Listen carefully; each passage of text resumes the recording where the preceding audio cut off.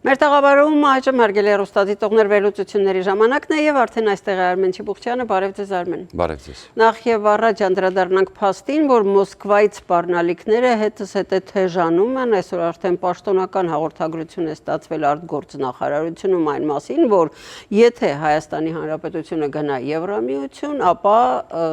իրենք թանկացնելու են գազը եւ Ռուսաստանի էներգետիկայի նախարարությունը որքան հասկանում եմ հաղորդը նամակ է ուղարկել տարածքային կառավարման նախարարին Դավիթ Խուդատյանին, որտեղ գրվել է, որ 13 թվականին կնքված գազի պայմանագիրը, որը ըստ իրենց արտոնյալ է, ուրեմն պետք է կարող է վերանայվել։ Այսինքն սպառնալիք ու շանտաժ, ավելին այնտեղ տարբեր ուրեմն պատգամավորների, տարբեր մարդկանց լեզվով, մեկը կոչ է անում մաքսային արտոնությունները հանել, մեկը կոչ է անում ընդհանրապես հայ միգրանտներին հանել, չգիտեմ, ու այսպես ուրեմն տարածում են։ Հիմա տեսեք, մեծ հաշվով այս պահին տեսականորեն, որպեսզի մեր ժողովուրդը պատկերացնի Ռուսաստանի էությունը։ Ուրեմն դեռ պարզ չի օրինակի համար, եթե հանրաքվե լինի, հա, մեր ժողովուրդը ինչը կընտրի։ Օրինակ եթե ասենք թե 2 տարի հետո լինի հանրաքվե, շատ մեծ հավանականություն կա, որ մեր ժողովուրդը կարող է քվեարկել ՀԱՏՄ-ի օգտին։ Ոչ մեկ չգիտի, ասենք ինչ կարող է լինել, բայց խնդիրը հետևյալն է, որ իրենք իրենց պահվածքով ավելի են ծանրացնում իրենց վիճակը, որտեղ իրենք թույլ են, իրենք չգիտեն 2 տարի հետո իրանց վիճակը լինի։ Իրանք հիմա, ասում եմ, հենց հիմա պահանջում են, որպեսզի Հայաստանը իրականում կտրի բոլոր կապերը, հեռանա այդ հրաժարվի ամեն ինչից, հա, դեպքում որ մենք արդեն արևմուտքից զենք ենք վերցնում, վաճառում։ Դե հա, այդ զենք վաճառելը մի քիչ գաղտնի եմ, չգիտենք արևմուտքն է թե չէ, դրա համար չեմ ասում, հա, դա կարող է լինի, ասենք Հնդկաստանը եւ այլն, չգիտենք որտեղ է։ Եվ իրենք ինչ են ասում, իրենք փոխանակ, տեսեք, հիմա եկեք տարբերությունը դնենք։ Ես կարդացի նորից առիթ էր կանոնադրությունը ռազմավարական համագործակցության եւ ամբողջությամբ այդ կանոնադրության մեջ Միացյալ Նահանգների հետ, եթե այդ ամբողջը իրականացվի, Հայաստանը կդառնա Ադրբեջանից 2-3 գլուխ ավելի բարձր տեխնոլոգիական երկիր, Հայաստանը կունենա ռազմական արդյունաբերություն, Միացյալ Նահանգների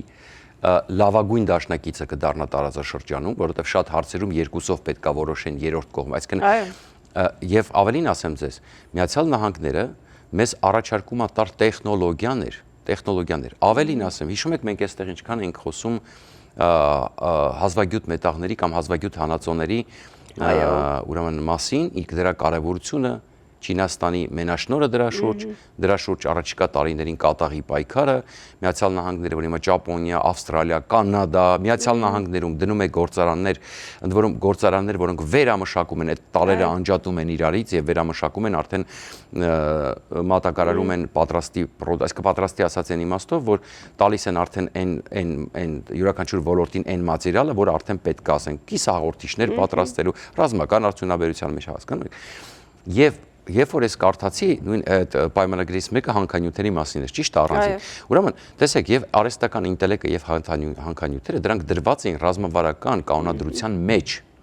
Այսինքն այն ինչ որ սկսվել է իրականացնել, դրանք ռազմավարական կանոնադրության մեջ եղող բաներն են։ Նույն այդ միջուկային էներգիայի այդ 1-2-3 համաձայնագիրը Հայաստանի համար ադապտացնելու, այսինքն որտեվ արգելված է այդ տեխնոլոգիաները փոխանցելու, իսկ այդ արգելքը հանվել է։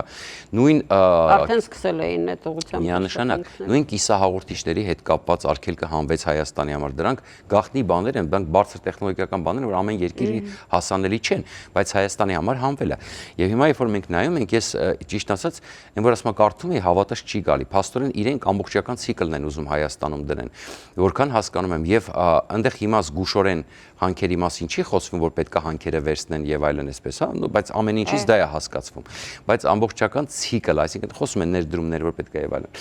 Ամբողջական ցիկլ, այսինքն Հայաստանում պետք է նաեւ դրվի վերամշակման գործարաններ։ Այսինքն չի հանվելու գնա չեն վերցնել։ Այսինքն պատրաստի, դուք հասկանում եք, այսինքն ոնց է Թայվանը հիմա, ասենք կիսահաղորդիչների ոլորտում ուրեմն աշխարհում առաջատարը, չէ՞։ Ավելին ասեմ ձեզ, ենթադրվում է, որ ոչ միայն պետքա դա տարանջատվի այդ տարերը արդեն ստացվի պատրաստի պետքական, ասենք, նյութերը, որ պետքա մատակարարվի, ասենք, կիսահաղորդիչների եւ այլն, Հայաստանում նախատեսվում է կիսահաղորդիչների արտադրություն դնել։ Հասկանում եք, այսինքն սա է ճանապարհը, որ Հայաստանը պետքա դառնա հզոր երկիր եւ Ադրբեջանին դիմակայի։ Ուրիշ տարբերակ չկա, որտեղ ավելին ասեմ ձեզ, պայմանագրի մեջ նշվում է, որ Հայաստանը պետք է լինի ուժեղ, որպեսզի կարողանա դիմակայի տարածաշրջանում, որպեսզի այո, այդպես նշված է, որ Հայաստանը պետք է այնքան ուժեղ լինի, որ կարողանա պաշտպանի սեփական բացեք, կարդացեք, սեփական տարածքային ամբողջականությունը։ Այսինքն, այն ինչ որ նշված այդ պայմանագրի մեջ, Հայաստանի համար այսպես փայլուն հեռանկարներ է բացում։ Եվ նաև, ու քանի որ Միացյալ Նահանգները տալիս են քաղաքացիական միջուկային տեխնոլոգիաներ, տալիս են այսպես բարձր տեխնոլոգիաներ չիպերի հետ կապված եւ այլ այսպես շարունակ եւ այդ նույն այդ հանքարդյունաբերության ոսկե ստանդարտներ ունեն, չէ՞, հանքարդյունաբերության տեխնոլոգիաներ բնականաբար դա անվճար չի։ Դրա համար հետագայում երրորդ կողմերի հետ համագործակցության պարագայում պետք է խորհրդակցություններ անցկացնեն, որոշեն ում կարելի է տալ, ում չի կարելի տալ, ում հետ համագործակցել ու այդ չեմ։ Այդ տեխնոլոգիաներով գազ ու նավթ հայտնաբերեն Հայաստանում պատկերացնում։ Մի ասեմ, մենք հումոր արեցիք, բայց իրականում ոչ մի բան չի բացառվում։ Բացարձակ, եթե մենք մտածում ենք, որ դա կարողացած ինչ-որ անիրական քարտեզագրում են ամբողջ Հայաստանի այդ պաշարները քարտեզագրում են եւ բնականաբար դուք գիտեք չէ ամենաբարդը հողի տակից ինչ-որ մի բան հանելը դա տեխնոլոգիան է։ Այսօր Ալիևը չի կարողանում նոր տեխնոլոգիայով նոր հանքավայրեր բացել, որտեղ դա շատ թանկ է, դա հատուկ տեխնիկա է պահանջում, հատուկ մասնագետներ է պահանջում եւ ինչու՞ մեկ Ալիևը խնդրում էր ասում էր եկեք նոր գազի հանքեր փորձենք գտնենք Ադրբեջանում։ Այսինքն մենք պետք է հստակ պատկերացում կազմենք, թե ինչ է մեզ համար Միացյալ Նահանգները նախատեսում։ Կարևորագույն բան ասա։ Եվ ըստ դրա մենք հասկանանք, որ որտեղ է մեր ապագան։ Իսկ Ռուսաստանը մեզ փորձում է պահել պտուղ բանջարեղենի արտադրող երկիր, որով պետք է հա շանտաժ անի, ձեր բիբարները կփթացնեմ կամ ձեր ելակը կփթացնեմ, եթե ձեզ խելոք չպահեք։ Բայց ներողություն, ես կուզեի, որ հենց հիմա պատասխան գար միանգամից Եվրոպայից կոնկրետ երկրներից նույնիսկ, որ իրենք պատրաստ են ձեռք բերել։ Այդ դեպքում միայն Ռուսաստանը երևի հանգիստ կթողնի մեզ, այսինքն հույսը կկորցնի։ Եկեք հենց այս երկրորդ մասից շարունակենք այդ հարցից։ Այո։ Հիմա գնում ենք գովազդի։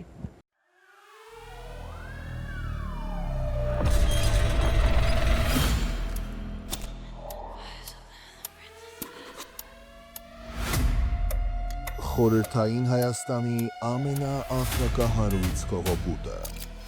հանդգնություն, որը թեղեց ճակատագրեր, հարցեր, որոնք մնացին անպատասխան, անձրևանոց, ֆիլմ իրական պատմության մասին, հետապնդում, գաղտնիքներ, ֆիլմի ցուցադրությունը AGBU դահլիճում, տոմսերը ամրագրելու համար այցելեք armticket.com կայք։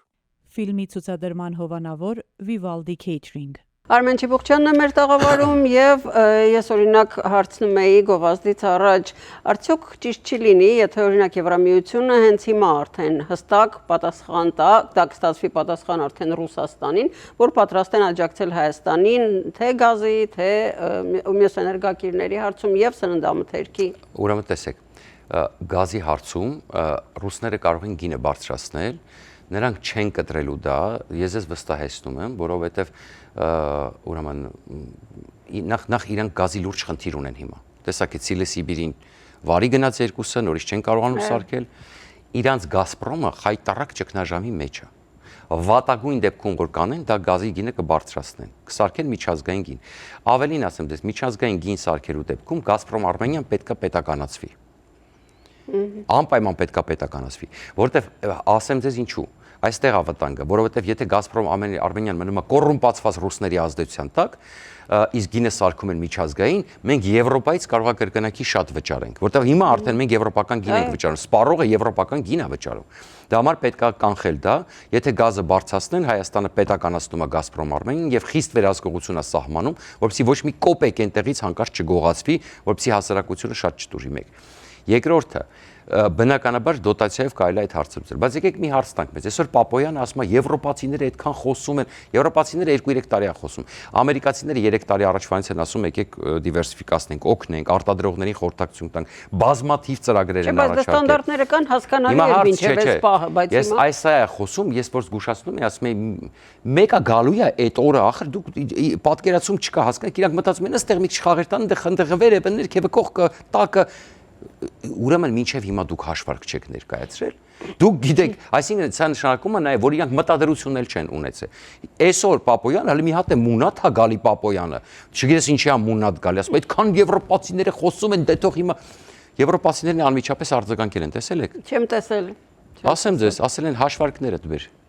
Հաշվարկներդ բեր։ Չէ՞ որ Վրաստանի օրինակով իրենք արել են դա, Մոլդովայի օրինակով իրենք արել են դա, Ուկրաինայի օրինակով, այո, ամբողջական ծավալը դժվար է հիմա այս պահին, որտեղ ստանդարտներն էլ բան են, բայց իրենք ապահովեցին այնքան ծավալ, որ այդ ոլորտները չմահանան, այդ ոլորտները պահպանվեն, հետո սկսեն ավելացնել։ Ես ձեզ վստահեցնում եմ, ռուսները շատ արագ բացելու են իրենց շուկաները։ Հենց հասկանան, որ Հայաստանը չի տուժում դրանից, կարողանում է առանց դրա ապրի, մի անգամից բացելու են շուկաները, որովհետև հասկանալու են, որ իրանք կորցնում են իրենց եղած ազդեցություններ։ Հերիքա վախենանք, երիքա վախի մեջ ապրենք եւ մի բան պետք է հասկանանք։ Դեպ երկաթուղու մասն էլ ասաց այսօր Փաշինյանը ասում էր, որ երկաթուղին այդ պայմանագիրը ռուսների հետ նորից ունենք այդ խնդիրը, չէ։ Ես դա չեմ լսել, բայց երկաթուղին բնականաբար Արադ Միրզոյանը, որ խոսած մի երկու, ասես չէ, մի երկու գաղտնի բան էլ կա, մի երկու գաղտնի չէ, մի երկու բանել ենք խոսել, որ հիմա չեմ ուզենա բացահայտեմ, իդեպ ես կանխատեսում եմ, որպեսզի բան կլինի, եւ այստեղ հետաքրքիր է ինչի մասին են խոսել, այնտեղ թեմաները շատ-շատ է, սկսած հետաքրքիր, հա, տիեզերական համագործակցություն։ Դուք հասկանում եք դա ինչ է։ Մենք կարող ենք ռազմական արբանյակ ունենանք։ Մենք ամբողջակ, մենք ինչի՞ ստուժեցինք նաև 44 օրայի ժամանակ, որովհետև իրենք ունեին արբանյակներ, թուրքերն էին օգնում, իրենք էին գնել մի քանի հատ, իսկ մեր բարեկամ ճակերտավոր, ուրեմն ռուսները, ճակերտավոր բարեկամները, մեզ տեղեկություններ չէին տալի, հոպը փագել էին։